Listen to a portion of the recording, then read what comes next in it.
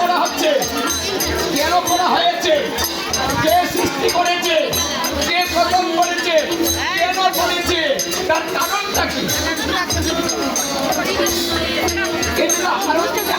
করবেন না, কারোর সঙ্গে কথা বলবেন না, অন্য মনস্ক হবেন না, নীরবে নিস্তব্ধে আরো আপনার মনের কথাগুলা বলুন। এখন কথা বলার সময়, হিসাবের সময়, হিসাব চলছে। এখন সারাদিন কি করেছি, আমরা কি করেছি সারাদিন, এখন হিসাব দিতে হবে।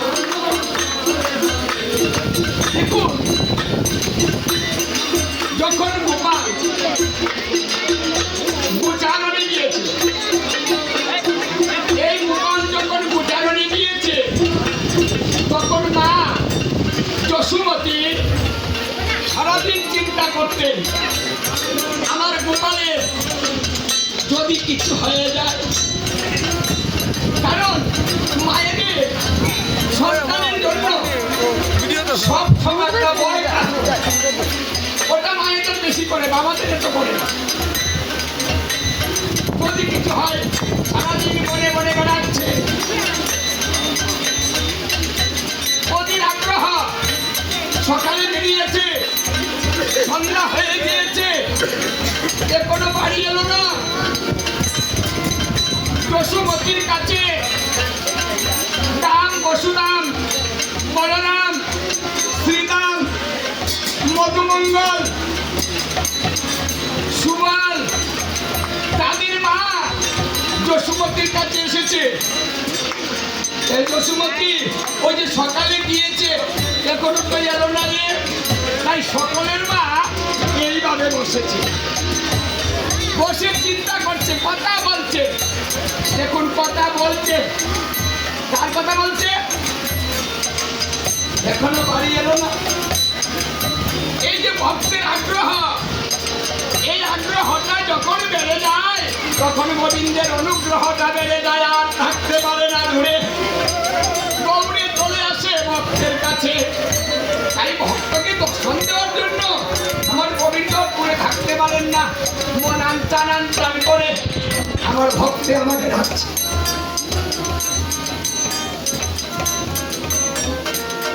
গোপাল যখন বাড়িতে এসেছিল, তখন মা কি করেছিল? ওই যে ভিতরে ভয়, যদি কিছু হয়, কারণ মা এবং সন্তান এই দুজন একত্রে গাঁথা থাকে, একটা নারের মধ্যে থাকে। যে নারটা সন্তান প্রসবের পরে সেবন করে সন্তানকে মায়ের কাছ থেকে আলাদা করা হয়, এই নারীর ভিতরে ছেদ্র আছে, ওই নারীর ভিতরে জল আছে, ওই জলের ভিতরে নারায়ণ বাস করে। এই জন্য বিষ্ণুর এক নাম নারায়ণ তখন হয়েছে যখন নারীর ভিতরে প্রবেশ করেছে, তখন থেকে নাম হয়েছে নারায়ণ।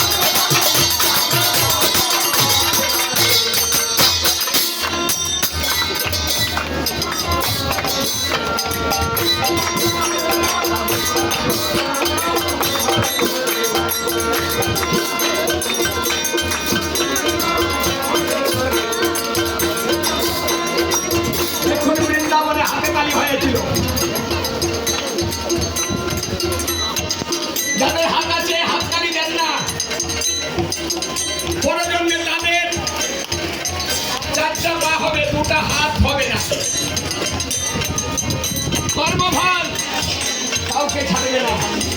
তাই যাদের হাত আছে কাজে লাগান, সুন্দরজনক ভাবে।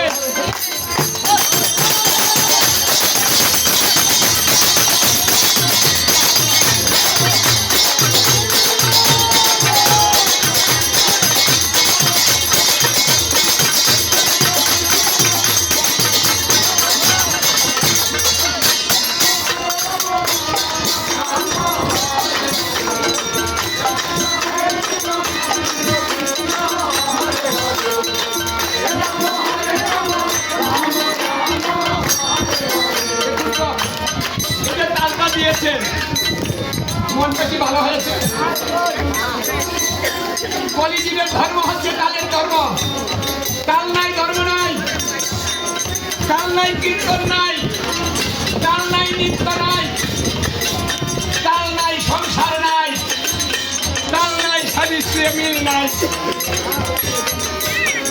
যদি তাল না থাকে তাই তাহলে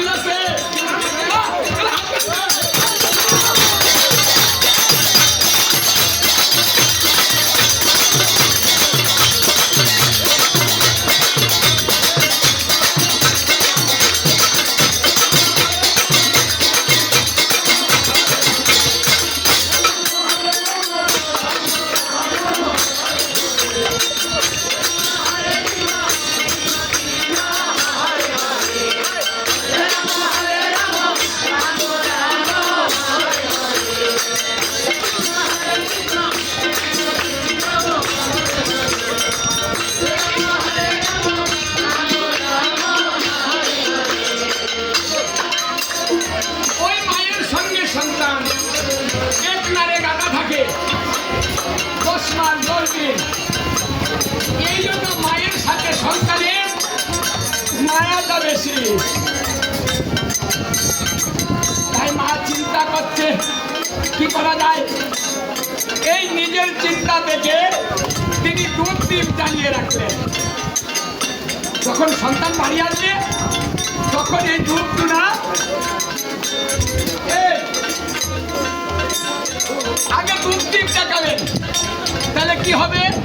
মায়ের বিশ্বাস এই দুধ দ্বীপ দেখালে যদি গায়ে কোনো কুবাতাস লেগে থাকে সেটা গায়ে থাকতে পারবে না, দৌড়ে বলায়নি করিবে।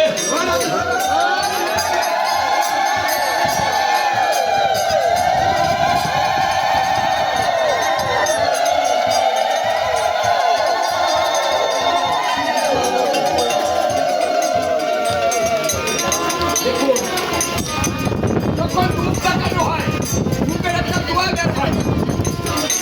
এই দোয়াটা যে পর্যন্ত যাবে যার গায়ে লাগবে তার গায়ে কোনো অমঙ্গল থাকতে পারবে না, অশুভ থাকতে পারবে না। সেই যক্ষুপতির কাছ থেকে আরতি প্রথম শুরু হয়েছে। কিসের উদ্দেশ্য? ভূত অশুভ সব কিছু দূর হয়ে যাবে। তাহলে আজকে কেন আমরা আরতি করছি? প্রত্যেকটা পূজার মধ্যে আরতি করা হয়, কারণ আমাদেরকেও ভূতে ধরেছে। কীর্তনের মুখে না ধরবে তাহলে কীর্তনে এসে বসে থাকতে পারি না কেন? কীর্তনে এসে নয়ন জলে বাসি না কেন? কীর্তনে এসে একাগ্র চিত্তে শ্রবণ করতে পারি না কেন? কারোর সঙ্গে কথা বলি কেন?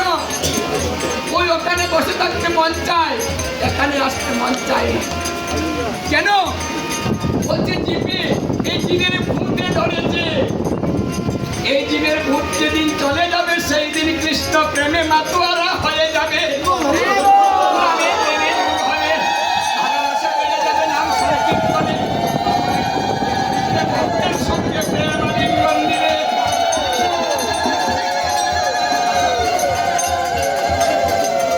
এই জন্য কীর্তনে অথবা বাড়িতে যদি আরতি হয় তাহলে দাঁড়িয়ে দাঁড়িয়ে দেখবে, তাহলে কি হবে? বলছে পূজা করিলে যা হয় আরতি দেখিলেও তা হয়।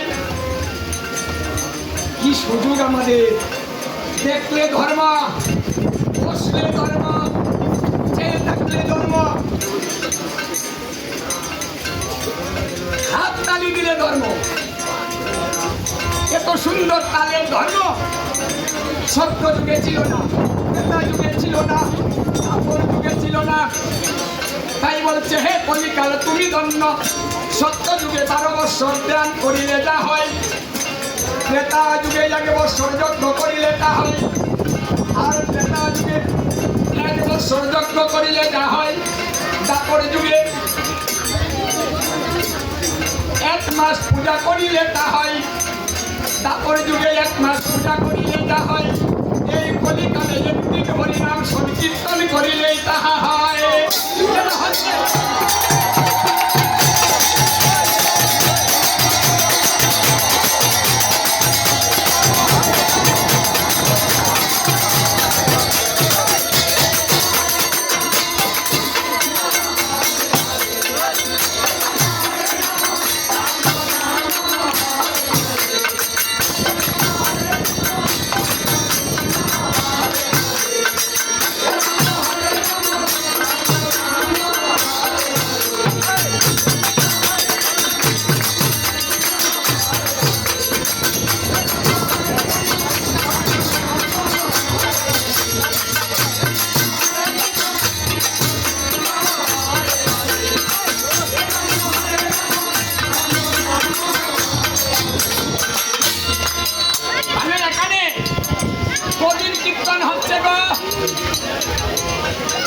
তাহলে দ্বাপর যুগের, ত্রেতা যুগের, সত্য যুগের সমস্ত ধর্মকে এবার ফেল করে দিয়েছে এই কলিযুগের ধর্ম।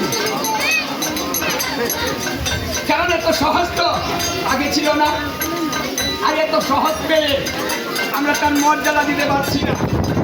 বৃন্দাবনে নদীকে এই যে আজকে নাম যজ্ঞের শেষ রজনী, শেষ রজনীতে আজকে যারা এখানে রাত্র উদযাপন করিবে, মানে জাগরণ করিবে, তারা কত পাবেন জানেন?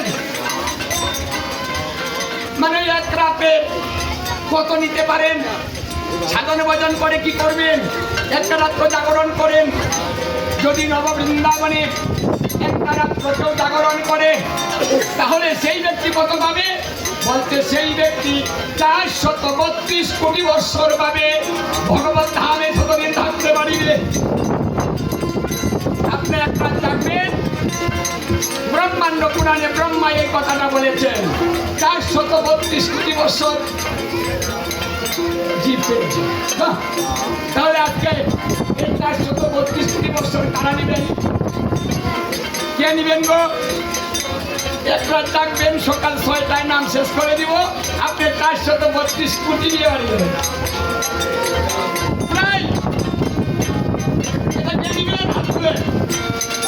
ওটা কালকে পাবেন না, যারা আজকে থাকবেন কালকে সকালে নিয়ে যাবেন। হাত তুলে দেখি তারা নিবেন। কেউ নিবেন না? ওই যে কজনে নিবেন? সবাই নিবেন না। এখন যদি সরকার বলে যে কালকে 40 কেজি করে চাল দেওয়া হবে, কীর্তন ছেড়ে দিয়ে রানী যেন সারা রাত পয়সা থাকবে, আমি যেন তো সবার আগে নিতে পারি। কিন্তু আমার ভগবান তার সঙ্গে 32-20 বছর দিলেন, তুলা চালের জন্য রাত্র জাগরণ করবেন, দিনের দিন বসে থাকবেন, কিন্তু ভগবান এত দিলেন সেটা নিতে চাই না, হাত তোলে না, কারণ এত লাগবে না, ঘরে চাউল আছে, ডাউল আছে, সব আছে, ভগবানের কাছে আমাদের নেওয়ার তো কিছু নেই।